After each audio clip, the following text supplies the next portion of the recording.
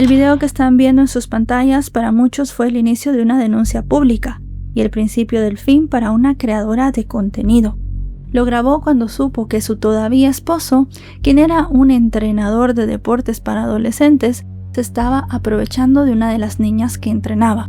Y al final de cuentas, cuando ella grabó esto, no sabía que subirlo a internet terminaría acabando con su vida. Si quieren saber todo lo que pasó, quédense conmigo hasta el final del video. Hola a todos, ¿cómo están? Mi nombre es Lesma, espero se encuentren muy bien. Yo como siempre muy contenta de poder estar un día más aquí con ustedes, muy agradecida de que me estén viendo donde quiera que se encuentren. Hoy tenemos un caso sucedido en Estados Unidos, el de Sarah Duffy. Acompáñenme a ver todos los detalles.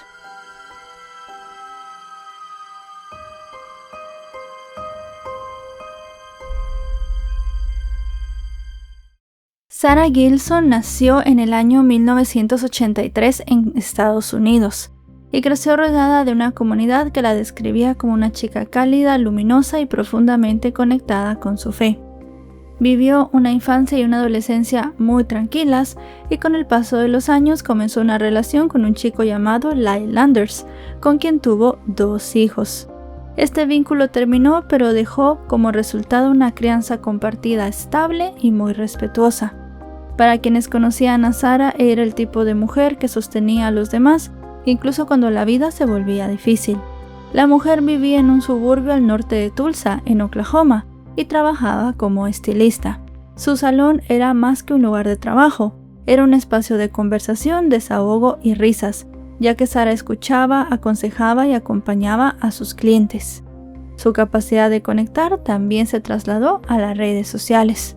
Además de eso, también tenía tiempo para volver a ilusionarse en el amor, y en 2019 se sabe que conoció a un entrenador de baloncesto llamado Jeremiah Sean Duffy, y ese mismo año contrajeron matrimonio.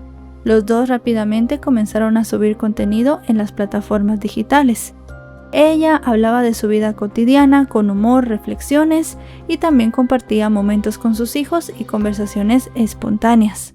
Además de presentar su día a día, lo que iba a vestir, lo que iba a cocinar, realmente era una creadora de contenido de estilo de vida muy común y corriente, mientras que él subía todo lo relacionado con el deporte que lo apasionaba. Y así, poco a poco, los dos comenzaron a ser una pareja bastante reconocida en las redes sociales. Ambos tenían una marca personal muy poderosa, pero el matrimonio no era tan bueno como se mostraba en estas redes.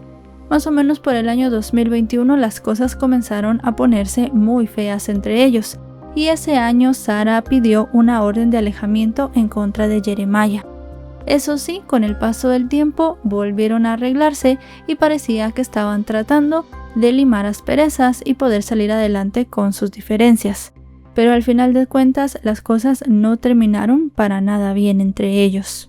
Y es que la historia de Sarah y Jeremiah iba por un camino que terminaría en un punto irreversible. Más o menos en el año 2025 decidieron tomarse un tiempo, eso sí, no lo anunciaron en redes sociales. Y ya el 10 de junio de 2026, Sarah presentó una orden de protección de emergencia en contra de su todavía esposo. Ella explicó que Jeremiah tenía un arma y que la había amenazado con quitarse la vida, y que había huido luego de ser confrontado por sus graves problemas de conducta. En esa ocasión, el juez ordenó que el hombre abandonara la casa y se mantuviera a 30 metros, tanto de Sarah como de sus hijos. La orden fue extendida hasta el 24 de agosto de 2026 y con esto ya sobre papel quedó una protección activa. Pero el 10 de julio pasó algo que cambiaría todo. Ese día, la madre de una joven de 15 años del equipo que Jeremiah entrenaba presentó una orden de protección en nombre de su hija, ya que ella aseguraba que el hombre la había besado y tocado de manera inapropiada, y que otro entrenador había presenciado el incidente. La menor también afirmó que el hombre le enviaba mensajes, la invitó a una habitación de hotel durante un torneo y llegó a ofrecerle dinero para que guardara silencio. La policía recibió el reporte y se guardó como una acusación bastante grave. Además de eso, como vemos, estaba respaldada por un testigo. Sarah se enteró casi de inmediato y el día siguiente, el 11 de julio, publicó un video que se volvió viral. Ella participó en una tendencia inspirada en documentales. Esta vez no era algo humorístico. En esta reveló que acababa de descubrir que su esposo estaba involucrado en conductas inapropiadas con una menor.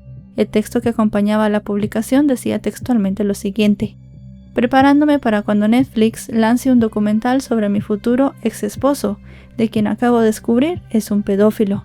Y luego añadió, ojalá estuviera bromeando. Sara se mostraba seria y era una advertencia pública, un mensaje que mostraba miedo y agotamiento. Después de este video, Sara solo publicó 2 veces más. El 16 de julio compartió un clip junto a una amiga, reflexionando sobre la importancia de las amistades femeninas en momentos difíciles. Y su última publicación fue el 21 de julio, en la cual aparecía sentada en un bote mirando al agua, con un mensaje que parecía un intento de procesar un trauma reciente. Parecía una mezcla de esperanza y súplica. Con estos antecedentes llegamos al 23 de julio de 2026. Ese día transcurrió aparentemente normal en la vida de Sara. Ella atendió sus obligaciones como madre y también en su salón. Pero por la noche la situación cambiaría de manera violenta.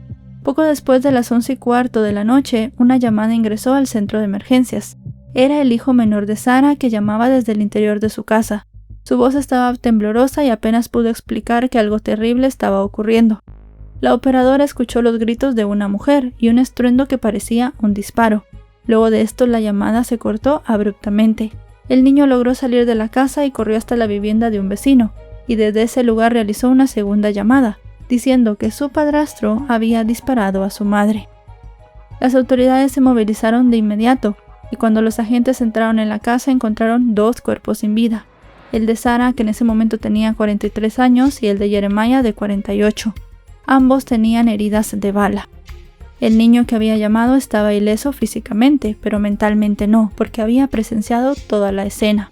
Lo trasladaron entonces a un espacio seguro, y su testimonio inicial fue muy fragmentado. Habló de gritos, de un ruido, de miedo, de correr. Para los detectives realmente el testimonio del niño iba a ser muy importante, pero también la escena del crimen tendría que hablar por sí misma. Los forenses comenzaron por el arma encontrada en la habitación, la cual estaba cerca del cuerpo de Jeremiah. Levantaron las huellas, registraron la posición exacta y analizaron las heridas. La trayectoria de la bala, la distancia de los disparos y los residuos de pólvora indicaban que Sara había recibido disparos a corta distancia y que él presentaba una herida compatible con que se había quitado la vida. Además, el arma solo tenía huellas de él y no había evidencias de ningún tercero. Y mientras el equipo forense trabajaba, los detectives reconstruyeron el contexto. Hablaron con vecinos, revisaron cámaras de seguridad y confirmaron que no había señales de ingreso forzado. Asimismo, los investigadores revisaron los antecedentes, la orden de protección, la denuncia de la niña y además de eso las redes sociales de Sara. El video que ya se había viralizado se convirtió en una pieza clave de evidencia contextual, ya que mostraba que la mujer había acusado públicamente a su esposo de las conductas inapropiadas que había tenido. Para los investigadores el video no era una prueba directa, pero sí un indicador del estado emocional y social de la pareja los días previos a los hechos. También revisaron mensajes, llamadas y comunicaciones recientes, pero no se encontraron amenazas explícitas en las horas previas. Eso sí, había un historial de tensión acumulada. Con esto la secuencia comenzó a tomar forma. Jeremiah violó la orden de protección, ingresó a la casa y disparó en contra de Sara con el hijo de ella de testigo, y luego se quitó la vida. Como ya sabemos, el audio de la llamada de emergencias pudo capturar todos los gritos y el estruendo del disparo. En términos judiciales, este caso no podía avanzar a un juicio, porque el responsable ya estaba sin vida. No habría proceso penal, ni defensa, ni veredicto. Lo que sí quedó pendiente fue un registro oficial de las acusaciones previas contra Jeremiah, especialmente de la denuncia de la niña que entrenaba. Estos documentos se archivaron como parte del historial, ya que tampoco había la posibilidad de continuar un proceso. Y mientras la investigación se cerraba en términos técnicos, la vida alrededor del caso siguió. Amigos, familiares y seguidores de Sara comenzaron a compartir mensajes de dolor y de consternación. Se creó además una campaña de recaudación de fondos para apoyar a sus hijos que quedaron bajo el cuidado de su padre. La campaña superó los $16,000 en pocos días. Esta cantidad buscaba cubrir necesidades inmediatas, asesoramiento, educación, gastos funerarios y otros costos. En la descripción de la recaudación, quienes conocían a Sara la recordaban como una madre dedicada. Y varios amigos cercanos también compartieron recuerdos de ella. La comunidad organizó entonces una vigilia en honor a Sara. Amigos, vecinos, clientes, seguidores y personas que nunca la habían conocido se reunieron para recordarla. Había velas, flores, fotografías y mensajes escritos a mano. La vigilia no fue una despedida, sino un llamado a reflexionar sobre la violencia doméstica. En los días siguientes, el caso de Sara se convirtió en un punto de inflexión en redes sociales. Muchas personas señalaron que aquel video había sido el reflejo de una historia marcada por la violencia previa y unas acusaciones muy graves. Otras personas reflexionaron sobre el papel de las redes como espacio donde las víctimas buscan apoyo. La tragedia dejó varias preguntas abiertas, especialmente sobre las supuestas órdenes de protección, sobre el acceso a armas de fuego y sobre la seguridad de menores en actividades deportivas. También dejó una reflexión más íntima, la de una mujer que intentaba reconstruir su vida y proteger a sus hijos, pero que al final encontró un destino terrible. Eso sí, Sara logró hacer lo que muchas víctimas no logran: hablar y alejarse. Expuso una verdad dolorosa, y no lo hizo para generar atención ni crear polémica. Lo hizo porque estaba cansada y al final necesitaba un poco de apoyo. Su muerte dejó varias preguntas que no tienen respuestas simples. ¿Qué más se pudo hacer por ella? ¿Qué más pudo hacer el sistema? ¿Cuántas señales se ignoraron? Sara ya no está, pero su verdad permanece en cada persona que escucha su historia. Su vida merece ser contada con respeto y su muerte merece ser entendida como un llamado urgente a escuchar, creer y actuar. Y bueno, chicos y chicas, hasta aquí el video de hoy. Un caso muy impactante, muy duro también, porque al final queda la sensación de que no se va a hacer justicia, porque ya el principal sospechoso, bueno, la persona que le quitó la vida a Sara, también se quitó la propia. Además de eso, tampoco habrá justicia, no solo para esta niña que denunció.